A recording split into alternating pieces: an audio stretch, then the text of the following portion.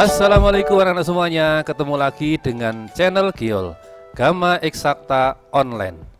Untuk kali ini kita akan membahas materi PPAD ya, pemantapan persiapan asesmen daerah untuk Kabupaten Sleman ya, tahun 2022-2023 untuk pelajaran matematika. Materi ini diujikan atau diterapkan pada tanggal 29 November 2022. Mari kita bahas dari nomor yang pertama.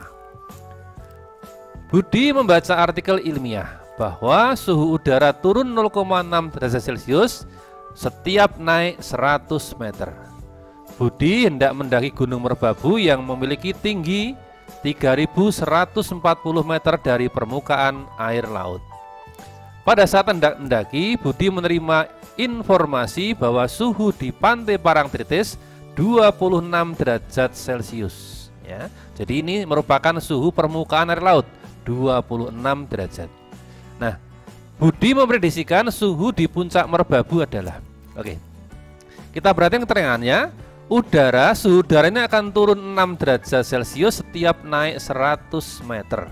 Berarti ini akan turun ya, dikurangi ya, turun ya. Dari ketinggian Merbabu 3140 ya. Periodenya adalah naiknya setiap 100 meter, maka dibagi 100 dikalikan dengan turunnya 0,6 derajat. Ini bisa diubah menjadi 6/10. Makanya kita kalikan dengan 6/10 ya. Nolnya sore ya. Sehingga 26 dikurangi 314 dikalikan 6 itu kalau kita hitung 1884 dibagi 100. Nah, sehingga sama dengan 26 dikurangi bagi 100, komanya geser 2 ya, maka 18,84. Nah, kalau ini kita kurangkan maka sama dengan 7,16 derajat Celcius. Di sini jawabannya adalah jawaban yang B. Oke. Lanjut nomor yang kedua. Untuk kepentingan perkemahan, Andi membeli tali 1 gulung. Tali tersebut dipotong 1/5 untuk pioneering, setengah untuk mendirikan tenda, dan sisanya untuk membuat drag bar. Jika panjang tali untuk mendirikan tenda 20 meter, maka panjang tali untuk membuat drag bar adalah berapa? Jadi tadi dikatakan sisanya untuk drag bar. Jadi sekali lagi, ini drag bar itu kita peroleh dari sisa tali itu ya. Kalau menghitung sisa nggak usah ngitung masing-masing panjang berapa. Pokoknya mula-mula kan 1 gulung gitu. Nah, maka pakai angka 1 dikurangi pertama 1/5 untuk membuat pioneering ya. 1/5 dikurangi lagi setengah untuk mendirikan tenda, dikurangi setengah. Nah, ini bisa kita samakan penyebutnya, yaitu penyebut 10.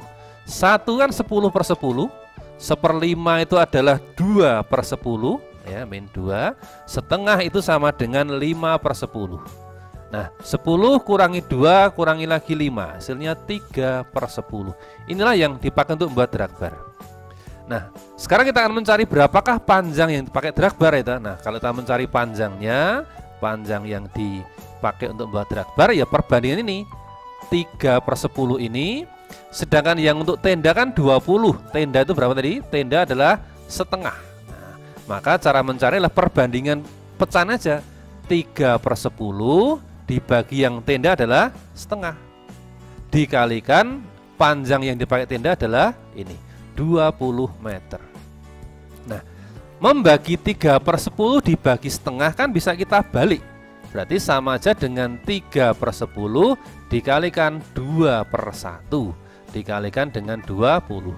Nolnya corak ya. Nah, tinggal 2 kalikan 3 kalikan 2 lagi. 6 kalikan 2 sama dengan 12. Lengkapnya 12 meter. Di sini jawaban yang cocok adalah jawaban D. Oke, beres ya. Sekarang nomor yang ketiga. Perhatikan gambar dinah rumah Pak Budi. Luas garasi 15 meter persegi. Ya, luas garasinya 15 meter persegi, garasi yang ada mobil ini ya di sini. Nah, kemudian pertanyaannya luas taman belakang ini berapa?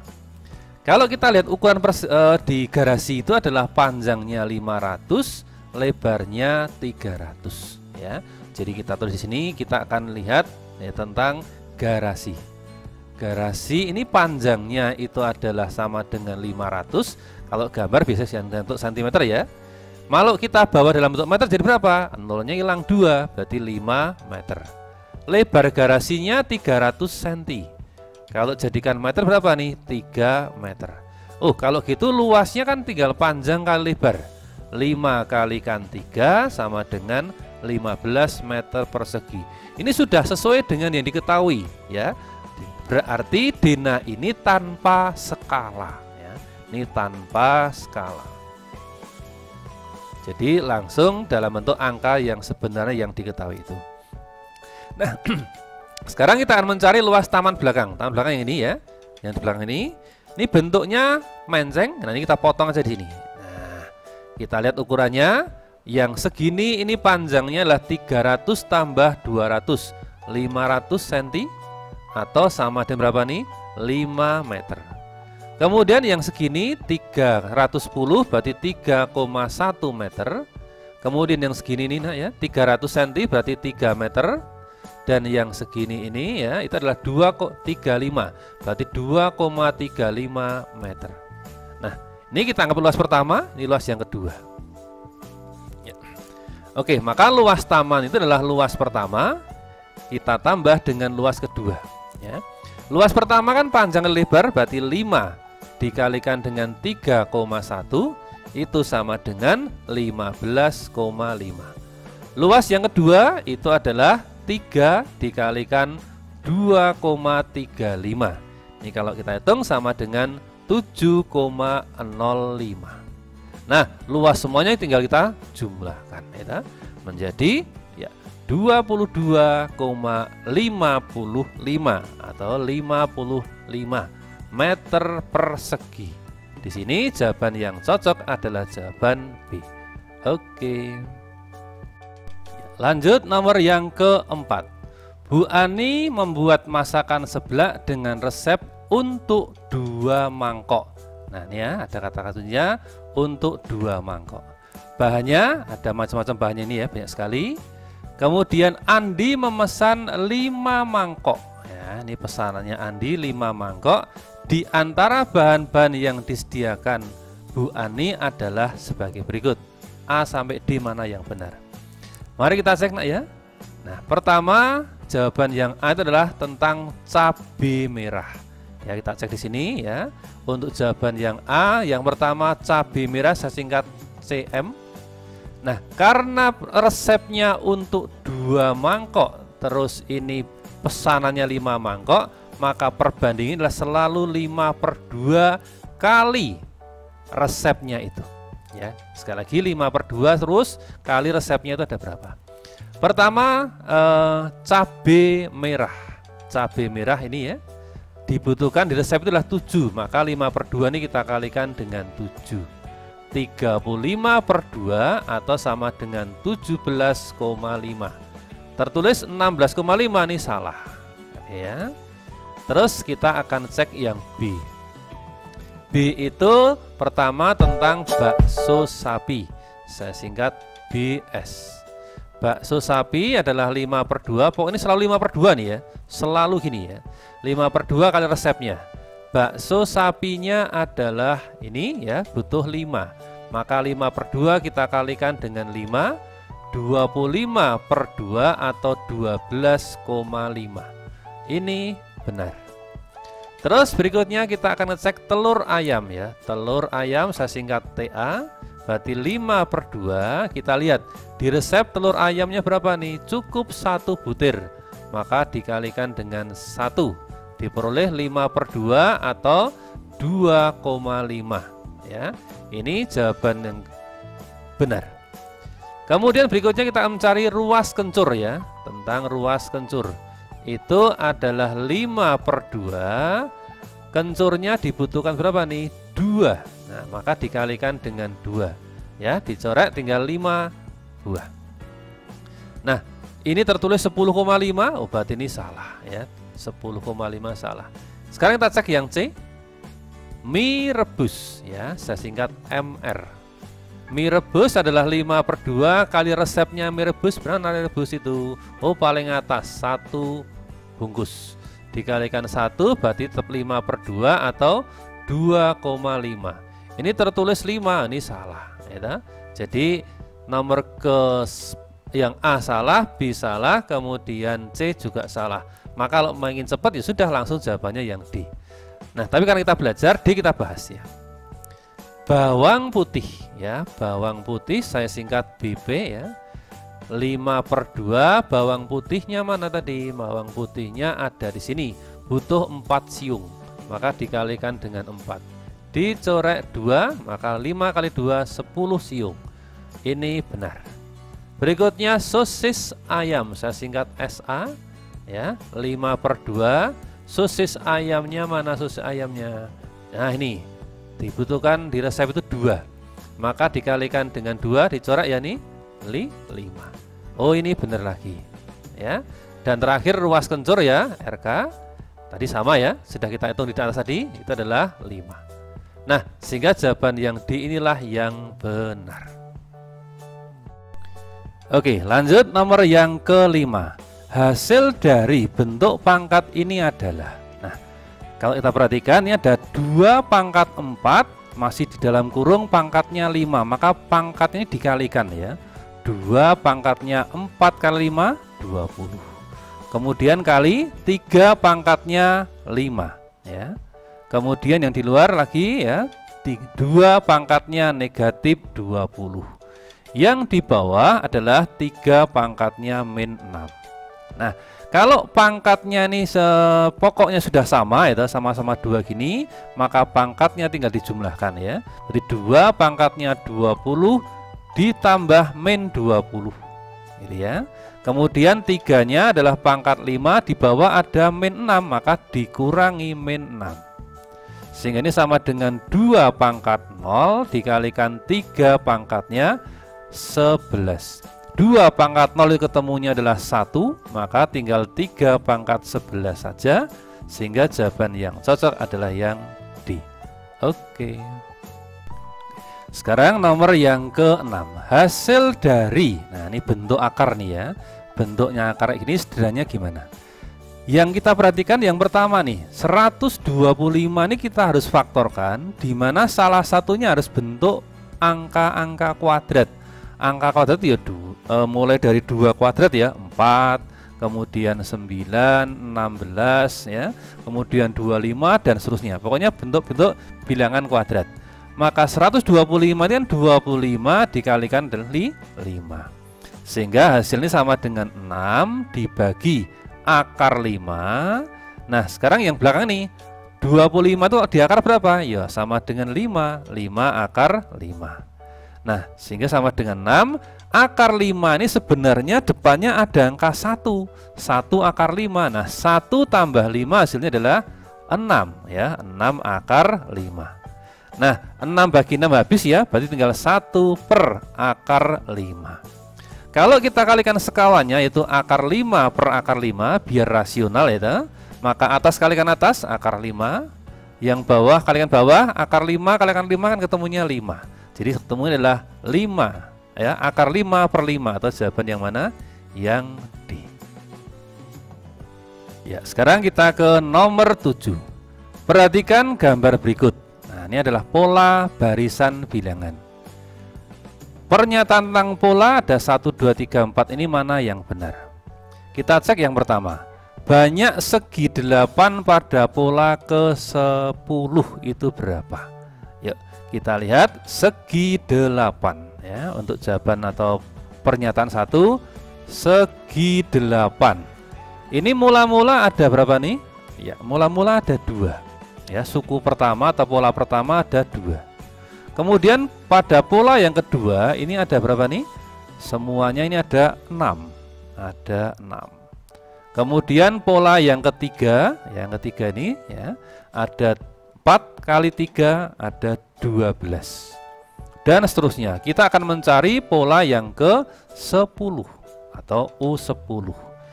Nah, angka 2, 6, 12 ini kan membentuk pola, namanya pola bilangan persegi panjang. Ya, persegi panjang kan rumusnya adalah panjang kali lebar, atau lebar kali panjang sama aja.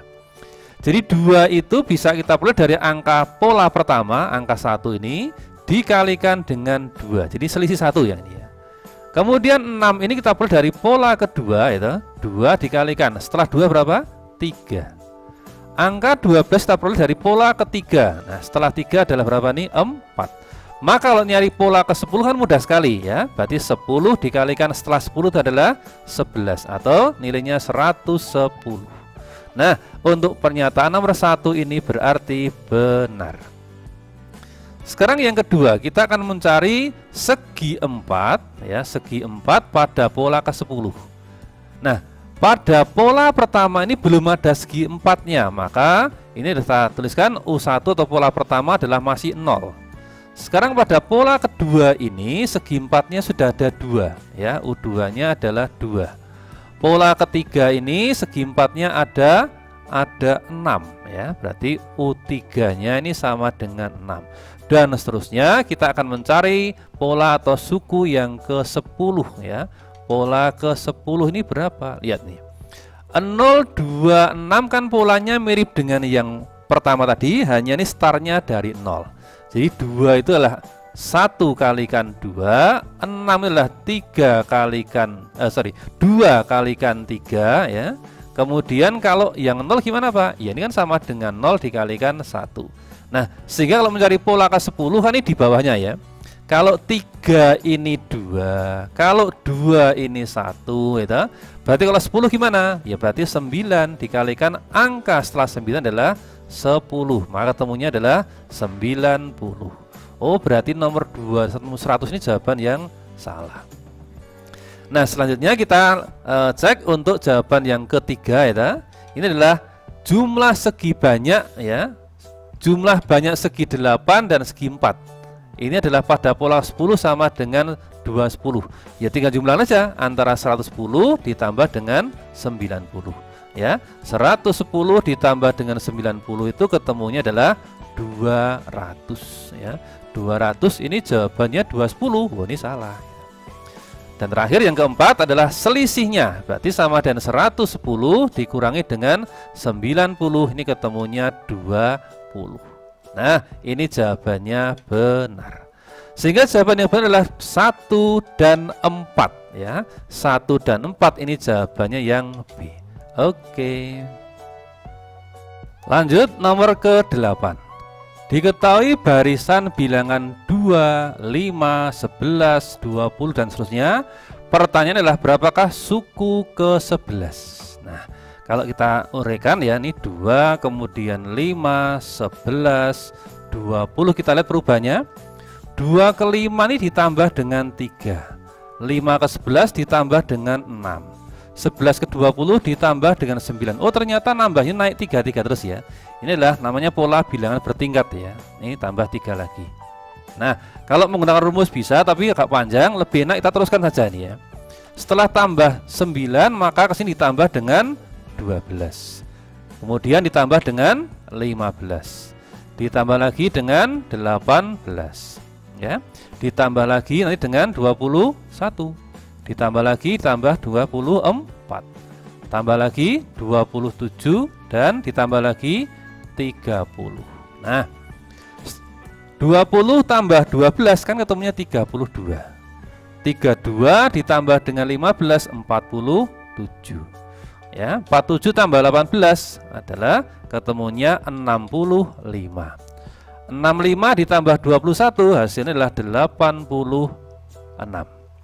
81 ditambah dengan 24 110.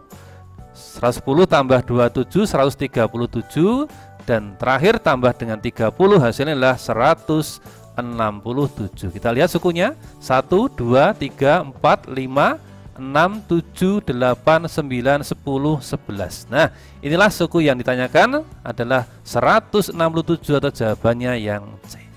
Oke. Sekarang nomor 9. Perhatikan artikel analisa usaha bakso ini. Dalam satu porsi bakso biasanya laba bersih yang bisa didapatkan usaha warung bakso Manjalidah sebesar Rp3.000. Nah, ya.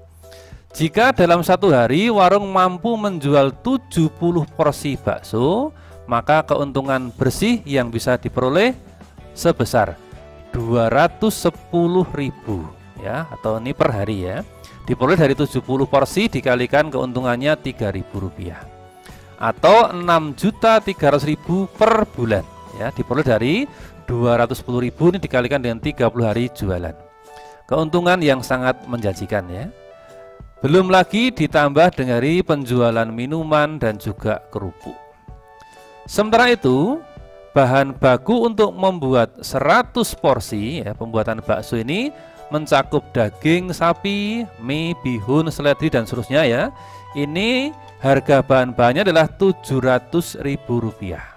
Nah, ada pernyataan 1 sampai dengan 4 mana yang benar? Mari kita cek satu persatu. Yang pertama ditanyakan adalah harga jual bakso satu mangkoknya berapa. Nah, kita lihat ya nih, kalau kita lihat dia dapat untungnya adalah 3.000 ya. Terus bahannya adalah, nah kita lihat dari bahannya itu kan tadi belanjanya 700.000.